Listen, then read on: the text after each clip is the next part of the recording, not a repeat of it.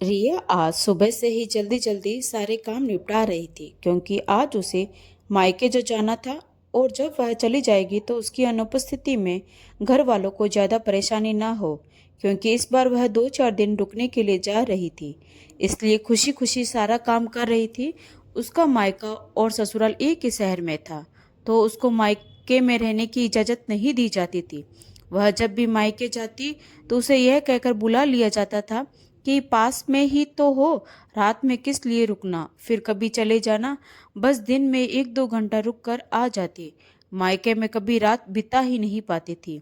उसकी कोशिश रहती थी कि सब कुछ ठीक रहे, मगर हर बार कोई ना कोई ऐसी बात हो जाती कि उसका मूड खराब हो जाता। ईश्वर की कृपा से इस बार उसकी सास की तबीयत भी ठीक थी। पर कहते हैं ना, हर घर में कोई ना कोई शख्स ऐसा जरूर होता है जिसकी वजह से घर में अड़चन आती रहती है।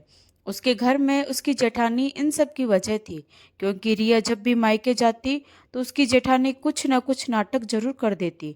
जेठानी का मायका काफी दूर, तो वह तो जब भी जाती थी महीने भर से पहले कभी नहीं लौटती। लेकिन जब रिया को जाना होता तो सब लोग यही बोलते, अरे रुकने की क्या जरूरत है, जब चाहे तब चली जाना। आज सुबह भी जब वह तैयार हो रही थी तो जेठानी ने आकर पूछा कि वापस कब लौटेगी। रिया ने डरते हुए कहा कि दीदी 1 हफ्ते रुकने की सोच रही हूँ। अरे 1 हफ्ता कुछ ज्यादा ही नहीं हो गया? दीक्षा के पेपर भी स्टार्ट होने वाले हैं, तो वहां रुक जाओगी तो सारा काम मैं अकेले कैसे करूंगी? और फिर काम करूंगी या दीक्षा को तैयारी करवाऊंगी? देख लो, इस बार 2-3 दिन में लौट आओ, फिर कभी चली जाना, जेठानी ने बेरुखी से कहा। तब रिया का मुंह उतर गया। मन ही मन उसने सोचा, यह फिर कभी तो आने से रहा। उसने उदास हो सासू माँ की तरफ देखा तो सास ने कहा, जाओ देख लो, जैसे तुम्हारा मन करे, जब मन हो तब आ जाना। वह जानती थी कि रिया लौट ही आएगी, क्योंकि उसका स्वभाव दूसरों की तकलीफ में जरूर साथ देता है। वह अपने स्वभाव के विपरीत काम नहीं करेगी। और फिर पति भी उसका साथ कहाँ देता है कि वह घर में किसी को बोल सके कि वह इतने दिन तो मायके जाएगी। वह औरत भाग्यशाली होती है जिसके पति उसकी तरफ से बोलते हैं। उसका पति तो उल्टा उसकी ही गलती निकालने लगता था। खैर, जैसे तैसे रिया मायके चली गई। मायके पहुंची तो सब लोग बहुत खुश थे। भतीजी ने तुरंत पूछा कि इस बार 1 हफ्ते रुकोगी ना बुआ? रिया ने मुस्कुराकर हाँ कर दी और मन ही मन मायूस हो उठी। अब क्या कहे इस बच्ची को। खैर, जितने दिन मिले हैं उतने दिन आराम से बीतने का सोच रही। उसने हर बुरे विचारों को झटक दिया। मायका मतलब मस्ती, सुकून और आज़ादी है। 2 दिन तो बहन और भतीजी के साथ शॉपिंग, और कभी माँ के हाथ के पकवान तो कभी भाभी के संग बातों में निकल गए। भैया और पापा के आने पर रात को खाने के वक्त देर तक बातें होती रहती। इस बीच वह पतिदेव का फोन ना उठा पाती तो उसे टेंशन हो जाती कि अब वह बोलेंगे कि तुम्हें तो फोन उठाने का भी वक्त नहीं। खैर, समय पंख लगाकर उड़ गया। आज तीसरा दिन था। रिया को सुबह से टेंशन हो रही थी कि अब वो रुके कि नहीं रुके, क्योंकि अगर नहीं जाएगी तो बिना वजह घर में टेंशन का माहौल हो जाएगा, जेठानी का मुंह बन जाएगा। ये सब सोचते हुए उसने अपने पति आकाश को फोन लगाया और पूछा तो आकाश ने तुरंत कहा कि 2 दिन तो रह ली, मन नहीं भरता क्या मायके से तुम्हारा? अब हो गया, बस चली आओ, भाभी को भी यहाँ तुम्हारी जरूरत है। पति की बातें सुनकर रिया का दिमाग सन्न रह गया और सोचने लगी कि आकाश उसका पति होते हुए भी कभी उसने अपनी पत्नी के मनोभाव नहीं समझे और ना ही कभी उसके दर्द को समझा। मायके के प्रति ललक को वह हमेशा गलत निगाहों से देखा करता। रिया जानती थी कि आकाश कभी उसका साथ नहीं देगा, शायद इसीलिए वापस लौटने के लिए मजबूर थी। और मायूस होकर सोचने लगी कि ऐसा क्यों होता है कि पति ही साथ नहीं देता। अगर पति उसका साथ देता तो क्या वह स्वच्छंद रूप से अपने पिता के घर 1 हफ्ता भी नहीं रह सकती? ऊपर से रोज जब भी आकाश से बात होती तो वह हमेशा व्यंग्य करता है कि कौन सा वहां तुम्हें 56 भोग मिल रहे हैं जो तुम यहाँ नहीं आना चाहती। अपने पिताजी के घर तुम्हें ना कोई सुख मिलता है और ना ही कोई सुविधा, फिर भी पता नहीं क्यों वहां के लिए मरती हो। अब रिया उसे कैसे समझाए कि अपना घर तो अपना घर होता है और पिंजरा तो पिंजरा ही रहता है, चाहे वे कितनी भी कीमती धातु से ही क्यों न बना हो, अपने घर की मिट्टी की दीवार भी हर लड़की को प्रिय होती है। इन विचारों में उलझी हुई रिया नहाकर कपड़े डालने छत पर गई तो अपने बचपन की सहेली टीना को देखा। वह भी मायके आई हुई थी। दोनों सहेलियां एक दूसरे को देखकर खिल उठी। छत से ही दोनों ने एक दूसरे को हाथ हिलाकर अभिवादन किया और फिर भागकर वह नीचे आई। तब तक टीना उसके घर का दरवाजा खोल रही थी। अंदर आते ही दोनों ने खुशी से गले मिलकर प्रेम प्रकट किया और वहीं गले गीले शिकवे, तुम मुझे याद नहीं करती, कभी मतलब ही नहीं रखती, एक फोन भी नहीं करती, वगैरह वगैरह बातों ही बातों में रिया ने बताया कि उसे आज ही जाना है। शाम को ऑफिस से लौटते समय उसके पति आकाश आएंगे तो उसे लेकर जाएंगे। इतना सुनते ही टीना का मुंह बन गया और बोली, क्या यार, 4 साल बाद मिले हैं हम लोग और तू आज ही चली जाएगी? यार मैं जल्दी से मायके आती नहीं हूँ और जब भी मैं आती हूँ तो तू अपने ससुराल रहती है। इस बार हम दोनों संयोग से मिले हैं तो तू भाग कर जा रही है। उसने मुंह फुलाकर कहा, अरे अब क्या बोलूं, मेरा ससुराल लोकल है ना, तो मुझे रुकने का सौभाग्य मिलता ही नहीं। रिया ने उदासी से कहा, हाँ टीना यार, तू लोकल होकर नहीं आ पाती और मैं इतनी दूर हूँ कि रिजर्वेशन करवाओ, बच्चों के साथ भी अकेली मत जाओ, किसी को छुट्टी नहीं मिलती तो कभी किसी खास मेहमान का आना हो जाता है। ऐसे में घर की बहू ही अपने आने जाने के प्रोग्राम की कुर्बानी दे, यही मेरे ससुराल की रीत है। टीना ने कहा तो रिया बोली, यह तेरे ही नहीं मेरे भी ससुराल की कहानी, पर क्या किया जाए भला। तभी टीना मुस्कुराते हुए बोली, अरे तुझे सविता याद है? वही सविता जो पतली दुबली सी पिछली सीट पर बैठा करती थी, क्लास में जो हर बात में डरती थी, वह कल मुझे मार्केट में मिली। क्या बदल गई है यार, शेरनी हो गई है एकदम। जींस टॉप पहने स्टेप कटिंग स्मार्ट सी लग रही थी और एक हम मैं बहन जी बन गई हैं। ससुराल में यह ना पहनो वह ना पहनो, सबकी खुशी के चक्कर में हमने अपनी सारी खुशियों की बलि चढ़ा दी। कल वह मिली थी तो उसने मुझे देखते ही टोक दिया कि टीना कैसी हो गई है तू, कहाँ हमारी स्मार्ट टीना थी और आज कहाँ बहन जी लग रही हो, लगता नहीं कि तू टीना है। टीना ने दुखी होकर कहा तो रिया ने उत्सुकता से पूछा, अच्छा और क्या बोली? पूछने लगी कि मायके कब आती हो? तो मैंने कहा बहुत कम आती हूँ यार। तो उसने कहा कि मैं तो बिंदास रहती हूँ, किसी की परवाह नहीं करती, जिसको जो बोलना है बोले, मुझे जो पसंद है मैं वही करती हूँ। यह मत पहनो वह मत करो, यहाँ मत जाओ वहाँ मत जाओ, बोलो मत हंसो मत। यार हम कठपुतली है क्या जो सब कुछ उनकी डोरबंदी उंगलियों के हिसाब से करते रहे? मैंने पूछा, सविता तुझे किसी से डर नहीं लगता कि लोग क्या कहेंगे? तो बोली, लोगों की परवाह मत करो, सबको खुश नहीं किया जा सकता। रही बात पति की, तो अगर वह तुम्हारी खुशी समझते हैं तो ठीक है, वरना उनसे भी ज्यादा उम्मीद मत करो। पति हमेशा चाहते हैं कि वह पत्नी को दबा कर रखे और फुल टाइम नौकरानी के जैसे ट्रीट करते हैं। मेरे भी करते थे, पर जिस दिन मुझे लगा कि अब ज्यादा हो रहा है तो मैं विद्रोह कर बैठी। गर्दन उतनी ही दबाओ जितने में दम ना घुटे, अगर सांस ही रुक गई तो जीवन ही खत्म हो जाएगा। इससे पहले खुद को महत्व दो। और सच कहूं तो रिया, मुझे भी सविता की बात सही लगी कि हम खुद को भूल ही गई, हमें इन बंधनों से बाहर निकलना ही होगा। रिया गौर से टीना के मुंह से सविता की बातें सुन रही थी। उसे भी आश्चर्य हो रहा था कि वह सहमी सी लड़की इतनी तेज कैसे हो गई। उसे भी लगा कि मैं ही पागल हूँ, कभी खुद की खुशी को महत्व नहीं दिया। मन में विचारों के बुलबुले उठने लगे। तभी टीना ने कहा, अब क्या, जाओगे घर या आज, या फिर मना कर दोगी अपने पति को आज शाम को आने के लिए? देखती हूँ यार, कहकर रिया सोच में पड़ गई कि क्या करूं। तभी टीना ने कहा कि ठीक है यार, मैं चलती हूँ। टीना तो चली गई, पर रिया एक नए मंथन में उलझ गई। दिन भर रिया कमरे में लेटी रही। अब शाम हो गई, पति के आने का वक्त हो रहा था। माँ पकोड़े बनाने की तैयारी कर रही थी और भतीजी उसे चिपक के सो गई। तभी डोरबेल बजी। शायद उसके पति ही थे जो ऑफिस से सीधा उसको लेने आए थे। पर रिया के मन में उठ रही उलझनों का चक्र अब बवंडर बन चुका था। उसके मन का गुब्बारा अब हलक में आ चुका था, जो शायद कभी भी फूट सकता था। पर हिम्मत नहीं हो रही थी कि पिछले 2 सालों से जो करती आई है उससे इतना नया रूप कैसे ले।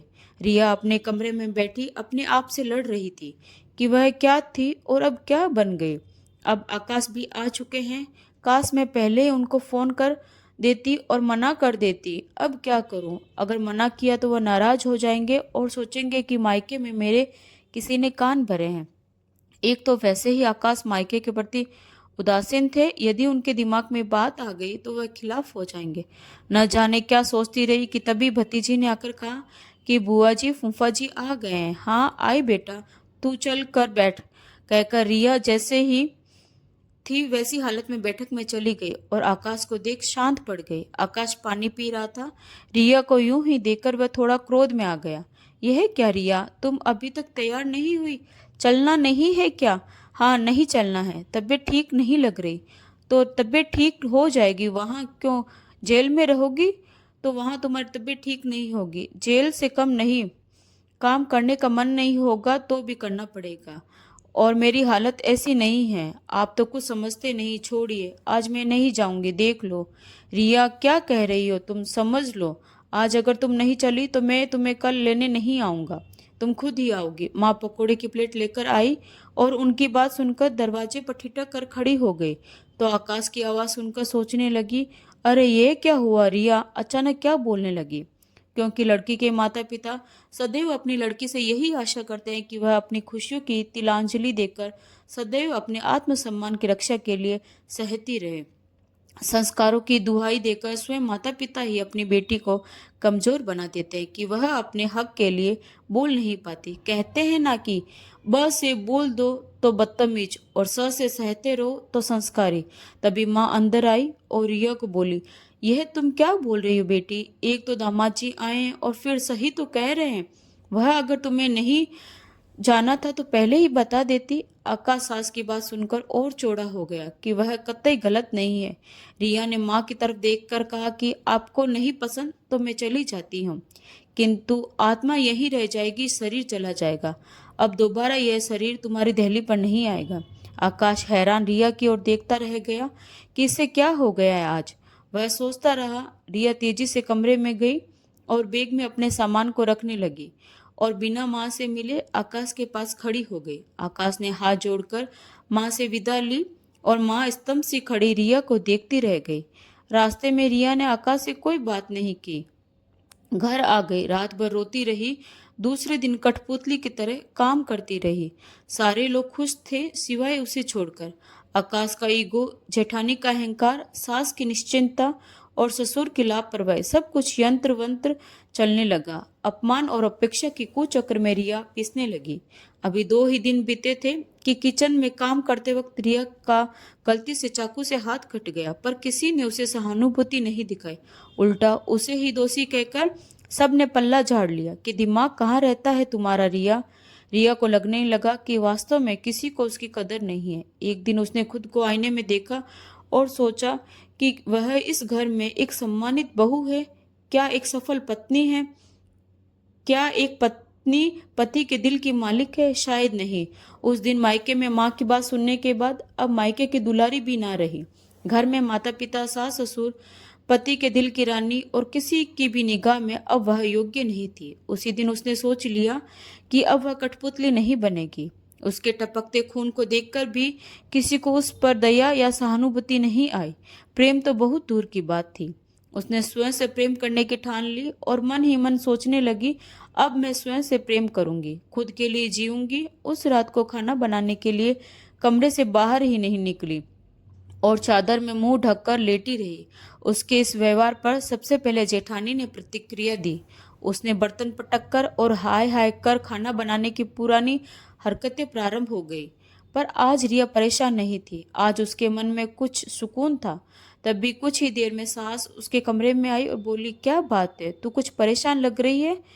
तबीयत तो ठीक है ना तुम्हारी? रिया ने तो दो टुक जवाब दिया कि नहीं, काम करने का मन नहीं है, उंगली में चोट लगी है, दर्द हो रहा है। मैं भी इंसान हूँ, मुझे भी दर्द होता है।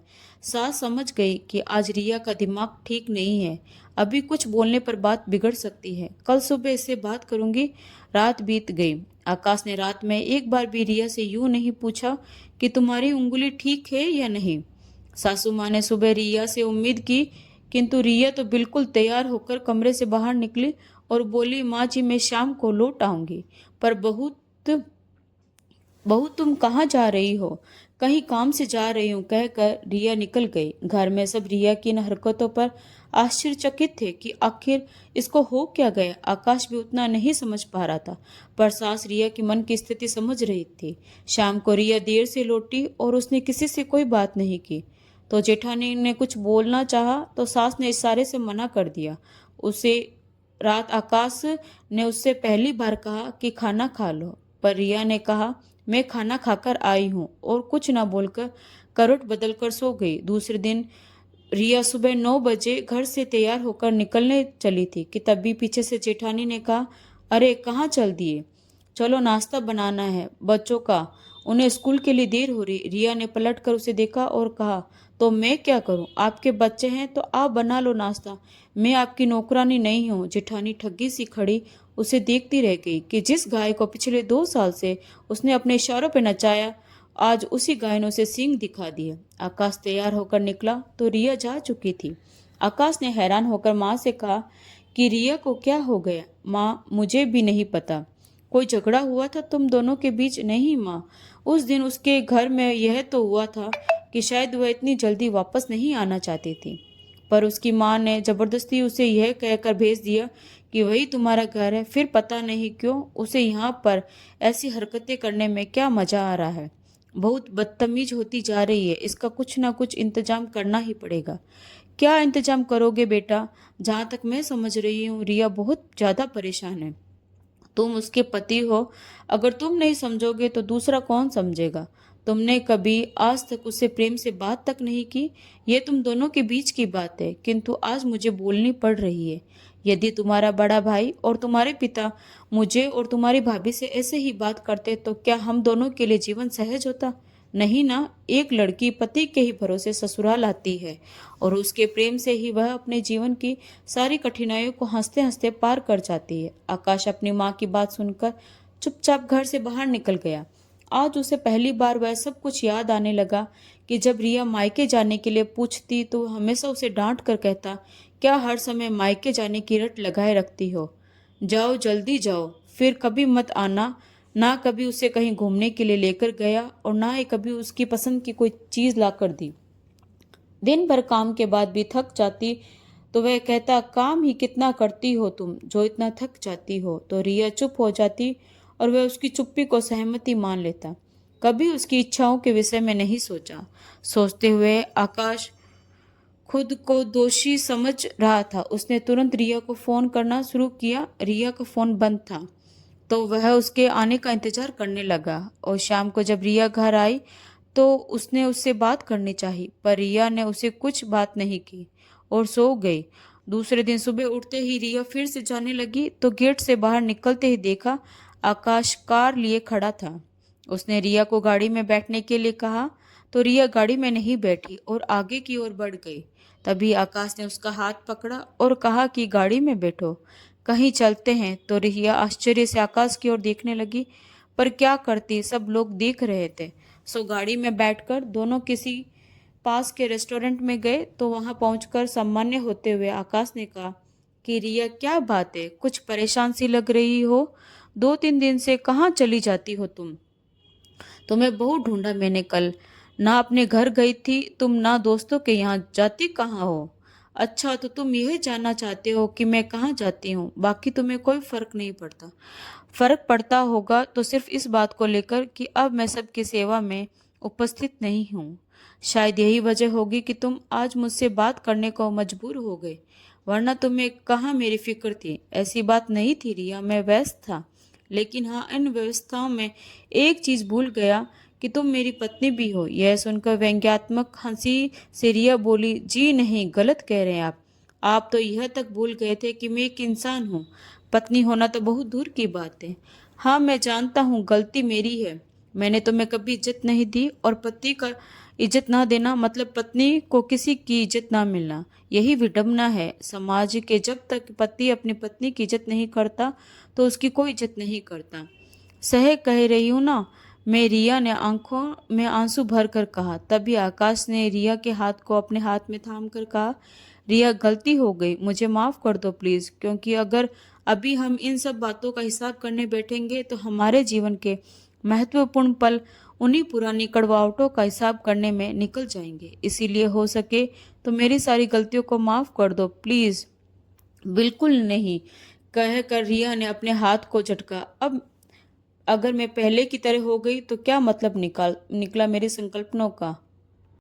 जानना चाहते हो ना कि मैं कहाँ चली जाती, तो सुनिए, मैं कोचिंग सेंटर जाती थी। मुझे कंपटीशन का फॉर्म भरना है, जॉब करनी है, अपने पैरों पर खड़े होना है। तभी आकाश ने कहा, शांत हो जाओ, मैं जानता हूँ कि तुम कहीं गलत जगह नहीं जाती थी। बस चिंतित था कि कहीं जाती हो ना दोस्तों के घर जाती हो ना मायके। मेरा मायके जाना तो आपको ही पसंद नहीं था। हर वक्त मेरे घर वालों की बुराई, हर वक्त मुझे सुनाना कि तुम्हें तो बस मायके ही पसंद है। सच बताइए आकाश, शादी के बाद कुल कितने दिनों के लिए गई हूँ मैं अपने घर। मैं खुद ही नहीं जाती, सोचती हूँ आज यहाँ जरूरत है, आज वहाँ जरूरत है, पर किसी को मेरी जरूरत नहीं दिखती, मेरा मन नहीं दिखता।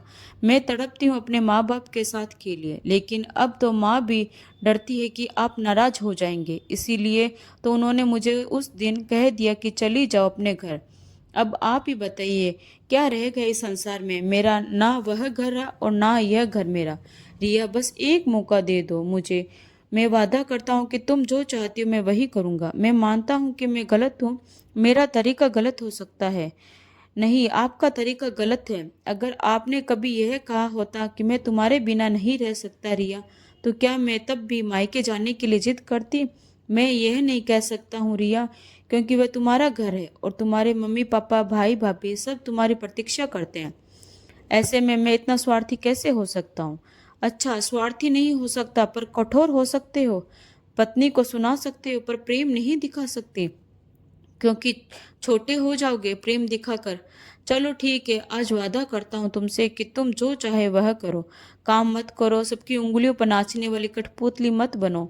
मेरे घर की यानी कि अपने घर की महारानी बनकर हो। सब कुछ करो पर मायके मत जाओ। उसकी ये बात सुनकर प्राची रिया खिलखिलाकर हंस पड़ी और बोली, अच्छा छोड़िए, चलिए ना घर चलकर साथ में चाय पीते हैं। हाँ चलेंगे, पर हमारे नहीं, तुम्हारे घर। तुम्हारी मम्मी के हाथ की बनी हुई चाय का स्वाद तुम्हारे हाथ में कहाँ।